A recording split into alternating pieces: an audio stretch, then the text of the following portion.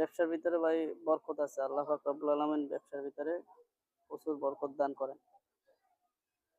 তো আপনারা বেকার বসে না থেকে আপনারা ব্যবসা করতে পারেন। বর্তমানে মরিচের সিজন চলতে আছে। আপনারা এই মরিচগুলো নিয়ে ব্যবসা করতে পারেন।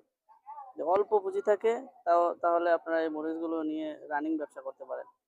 দেখা গেছে আপনার ২ বস্তা ৩ বস্তা করে যদি এই মরিচগুলো আপনারা নেন, তাহলে আপনারা ওইখানে যে বাজারের দিন অর্থাৎ হাট যেদিন ওইখানে আপনার বাজারের দিন বাজারে বইসা ২ কেজি ১ কেজি করে আস্তে, আস্তে আপনি বিক্রি করতে পারেন। দেখা গেছে ৳২৫০ করে যদি আপনি মরিচগুলো নেন, তাহলে আপনার ওইখানে ৳৩০০ ৳৩৫০ আপনি কেজি বিক্রি করতে পারবেন।